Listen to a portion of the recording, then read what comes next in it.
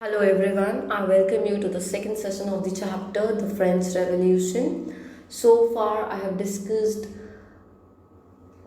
about subsistence crisis, Bourbon dynasty, Louis XVI. Now, let's discuss further. So many a time, the peasants, the artisans of the third estate revolted against food scarcity, against rising prices. However, they could not bring any change. So they left it on the educated class of the third estate. They left it on the educated class of the third estate to revolt and bring changes in the society. So many a time the farmers revolted, however, they could not bring any change, so that they left it on the educated section and the prosperous section of the third estate. In the 18th century, the third estate witnessed another group called middle class. Now, this another group called middle class emerged within the third estate only. Now, these people were educated like doctors, lawyers, philosophers, etc., or they earned through overseas trade or by selling goods to the richer section of the society.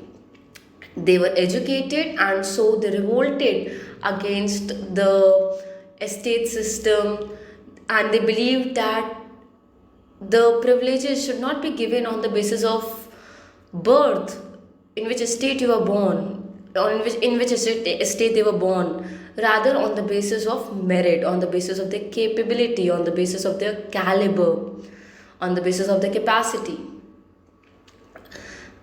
And there were three main philosophers. Now, this is very important. There were three main philosophers: John Locke, Jean Jacques Rousseau. The spelling is, you have to be very careful with the spelling of Jack. It's like Jacques.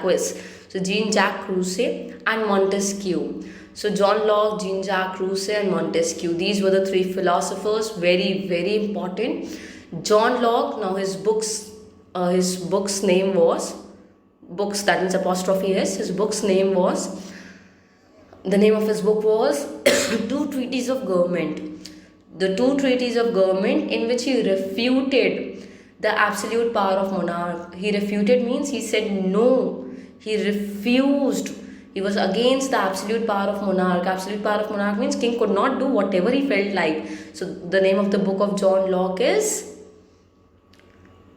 The Two Treaties of Government. Now, if I talk of Rousseau, the name of the book is The Social Contract, in which he said that there should be a contract between the people and the representatives.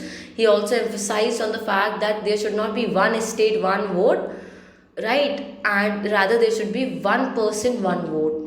And Montesquieu, he wrote the book The Spirits of Law, in which he suggested like that the American model should be followed and the power should be divided among the three organs of government: legislature, executive, and judiciary, the way we do it right now. So it has been inspired from American model by the French, and then we were inspired from we were inspired by the French. So they were inspired from the American model, and we were inspired by the French. Now, so we took inspiration from the French Revolution. Now, when these ideas of Montesquieu, Rousseau, and John Locke were being discussed in the coffee houses, in the shops, barber shops, in the beauty salons, then Louis XVI called the meeting of Estates General. I repeat, Estate General is the political body to which the three estates send their representatives. This is very important. What is Estate General? Estate General is the political body to which the three estates send their representatives. Now, these ideas were, being discussed when Louis XVI called the meeting of the State General, that is a political body to which the three estates send their representatives. Now, on 5th May, he called the meeting of the Estates General. Now, the first and the second estate were made to sit, and there were 300 members each of the first estate and the second estate, while There were 600 members of the third estate and they were made to stand. This is so wrong. And then the peasants, the women, they were not allowed entry, they were denied entry. But their grievances were brought in through 40,000 letters. In those 40,000 letters, their grievances were written. But then they were denied entry. This is absolutely wrong. Absolutely wrong. Now the king was adamant that it should be one estate, one vote, and of course the people of the first and the second estate would readily agree that yes, tax should be passed because they did not have to pay any tax, and the third estate would say no, and ultimately the tax would be passed. However, this time the people of the third estate demanded that there should be one person, one vote, as suggested in Rousseau's book, The Social Contract. The king knew the consequences already, he knew the repercussions, and so he rejected the proposal. When he rejected the proposal, the people of third estate, they walked out. They were fearless, they walked out. And on 20th June, they gathered in the indoor tennis court. This is important. They gathered in the indoor tennis court of Versailles and they declared themselves National Assembly. What did they declare themselves? They declared themselves National Assembly, and they swore not to disperse till they drafted a constitution. What did they swear? They swore to draft the constitution to limit the powers of monarch. So they formed a national assembly and they swore to make a constitution to draft the constitution to limit the powers of monarch. While the constitution was being drafted by the National Assembly, there was havoc. Whatever you read in the beginning, that actually happened here. In July, there was, crisis of food, right? Women used to stand in long queues to buy bread, but there was scarcity of bread. Moreover, the bakers used to hoard the supply. Means they used to say that there was no bread available when the bread was actually available, just to get better prices. They used to do black marketing. So women were really angry and they stormed into the shops, and when they stormed into the shops, they attacked the shopkeepers, the bakers. Then the king ordered the troops to enter into the city. Then there were rumors that these troops would open fire on the people. So the people they gathered in the town hall and then they formed people's militia. So this happened actually at this point of time. Even in the countryside, the Lord of Manors, MANORS, the Lord of Manors, had hired bands of brigands.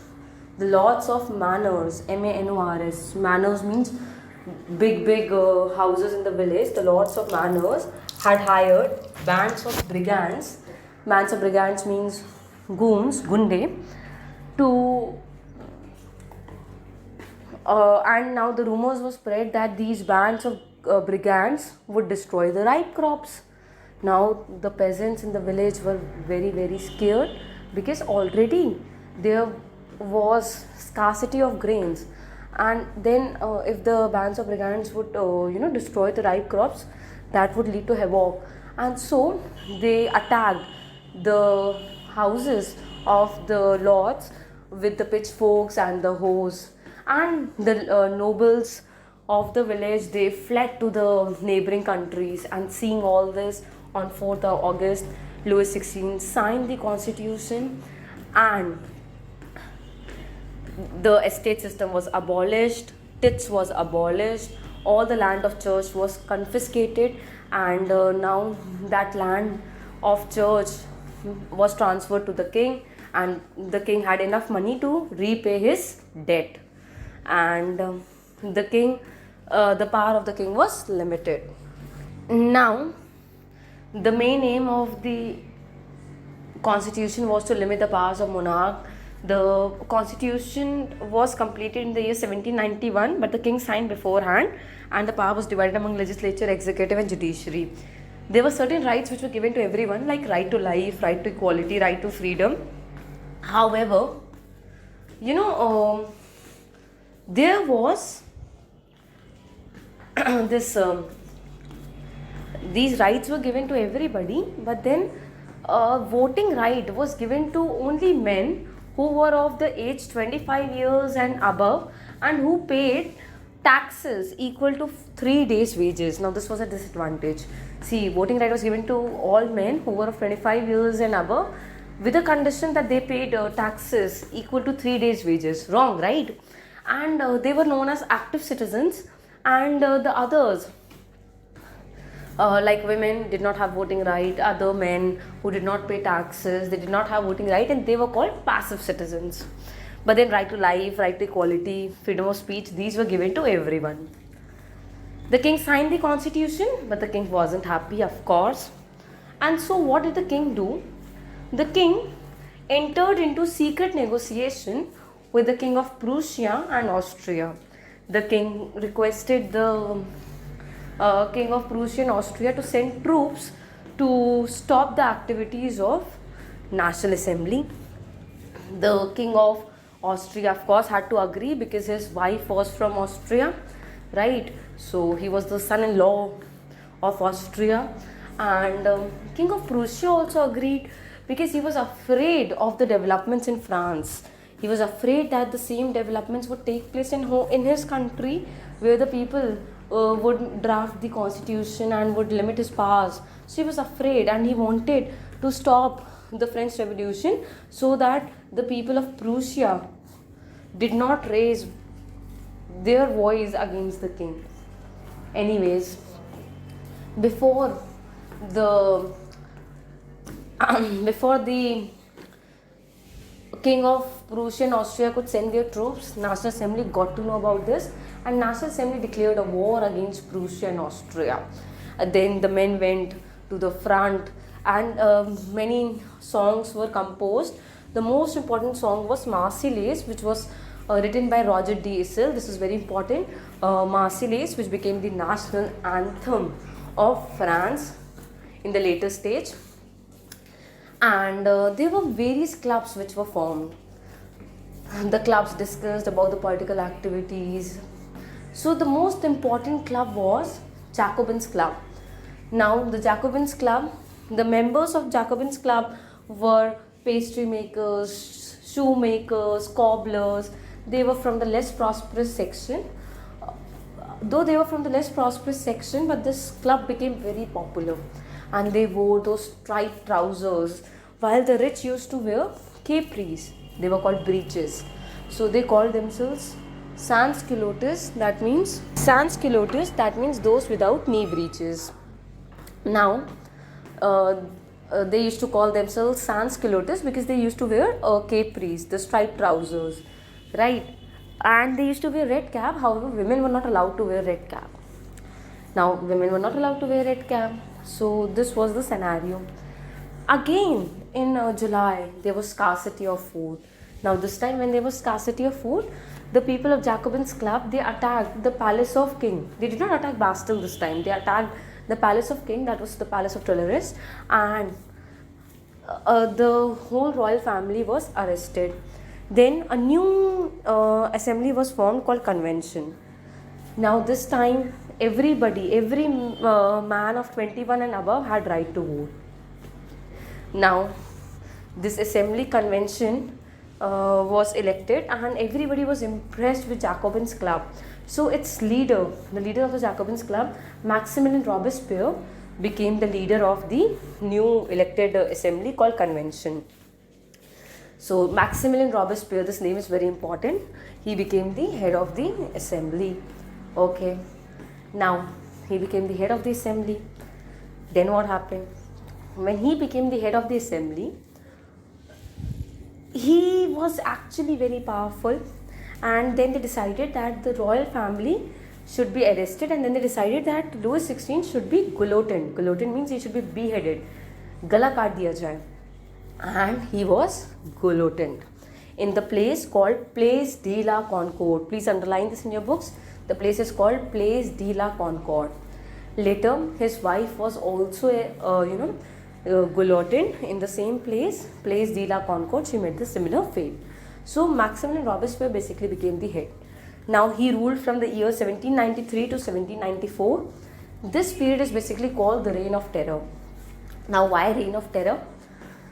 REIG in reign, because he ruled with lot of brutality. Now, the ex-clergy, the ex-nobles, he arrested them. They were tried in the court in a very arbitrary manner. Arbitrary manner means where they did not have much say. And if they were found guilty, they were guillotined. They were beheaded. The peasants were forced to sell the grains at a particular price. They were forced to sell the grains at a fixed price. Meat and bread were rationed. They were sold in the ration shops, right? Everybody had to use one quality of flour. Use of very expensive white flour was forbidden, was not allowed, to ensure equality. Everybody had to eat same kind of, flour. Flour means atta, flour. You may also call it flour. That is fine. Everybody had to use the same kind of flour, and use of more expensive white flour was forbidden. It was not allowed. Then besides that, they did not call each other monsieur and madame, rather means not Mr. and Mrs. Now they called citoyen and citoyenne. The offices, the offices, it means the churches were shut down, and barracks and offices were built in its place. Imagine, the churches were shut down. And then one day, his own followers started demanding moderation. They were irritated, they were frustrated, and then he was arrested by the court. He was found guilty and he was guillotined. Imagine, Maximilian Robespierre was killed. He was guillotined. Now, after this, the power once again fell in the hands of the propertied people who had property, and they realized that in case of Maximilian Robespierre, there was power in one hand. So power should not lie in one hand. Power should not be concentrated in the hand or in the hands of one man. So they decided that there should be two legislative councils, and those two legislative councils should elect 5 directors, and those 5 directors formed directory. So what was decided, that the 2 legislative councils should be there. They should elect 5 directors, but those 5 directors kept on fighting among themselves, and this gave way to Napoleon Bonaparte. Whom did it give way to? It gave way to Napoleon Bonaparte. Now, what happened after this? After this, let's discuss about women. If I talk of women, the condition of women was actually terrible. The third estate women did not have access to education. She used to fetch water. She used to work as seamstress, as laundress, dhobi ki tarah, a vegetable seller, fruit seller. She cooked. But the daughters of nobles, they had access to education, right? But then after that, they were made to get married. It was, of course, an arranged marriage, and the women could not apply for divorce while the men could. Women kept on revolting against this. She got right to vote in 1946, much later, just a year before our independence. In the reign of Maximilian Robespierre also, many women revolted and they demanded voting right. They were also guillotined. The most important woman was Olympus de Gauguin. It's there in the page. Kindly go through it. She was also guillotined. And she was guillotined. Then it's there on page number I do not remember. So you just see Olympus de Gauguin. It's written in a box. She was also guillotined. Anyways, she was guillotined, and the most important women's club was Society of Revolutionary and Republican Women. Please underline this, Society of Revolutionary and Republican Women. That was the most important club. Now, though voting right was given to women in 1946, however, the government did make some changes to improve their condition. Like education was made compulsory for them, right? And they were made to educate. They were educated, and after that, they could apply for divorce. They could marry, they could go for love marriages. They could marry a person by their own will. and they could also be trained for small businesses. They could run small businesses. So these were the changes which were brought. Now let's discuss about slavery. There were a few places which are very very important for trade, there were places like San Domingo, Martinique, Guadeloupe, right? So these were the Caribbean. These were the important places in France where tobacco, sugarcane, tea were produced. So these commodities were produced, but these places were at distance from the city. So the Europeans did not agree to work in those places. Now laborers were needed to grow these crops. So what did they do basically? They, what did they do? They, the businessmen, they used to sail from the ports of Bordeaux and Nantes to Africa. In Africa, from the chiefs, they used to buy the African people, chaining them, branding them, उनको बांध के, branding them, chaining them, they brought them to the ports of Bordeaux and Nantes, and some of them were also taken to America, right? So there was basically a slave triangle between France, America and Africa, and they were brought and they were made to work in those fields. They were not allowed to go, they were not paid wages. There were long discussions held by the National Assembly to stop this, but then they did not pass any law to stop this because they feared opposition from the businessmen who were earning through this slave trade. Finally, it was Maximilian Robespierre who stopped this practice, but then Napoleon Bonaparte reintroduced this. Very, very wrong, right? Now, the next thing that I would like to discuss here is what was the biggest change that was brought after the French Revolution. After the French Revolution of 1789, censorship was abolished. It is, yes, censorship was abolished. That means anything could be published against the king, right? And no permission was needed to publish anything. And so after 1789, through plays, songs, poems, pamphlets, they spread the ideas against monarchy. They spread the idea of liberty, fraternity, democracy. So this was the biggest change which was brought after the revolt of 1789, removal of censorship.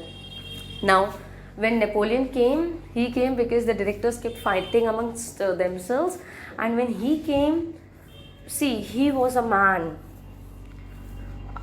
who brought uniform system of weights and measures. First, there was no system of weights and measures. He brought decimal system. He assured private protection of private property. But then soon he imposed censorship. He his army started invading the foreign countries. So he needed money. So he increased taxes. He forced the people to serve in his army. And then finally he was defeated in the Battle of Waterloo, and the people who were inspired from the French Revolution were Raja Ram Mohan Roy and Tipu Sultan. With this I wind up the chapter. Thank you and have a great day ahead.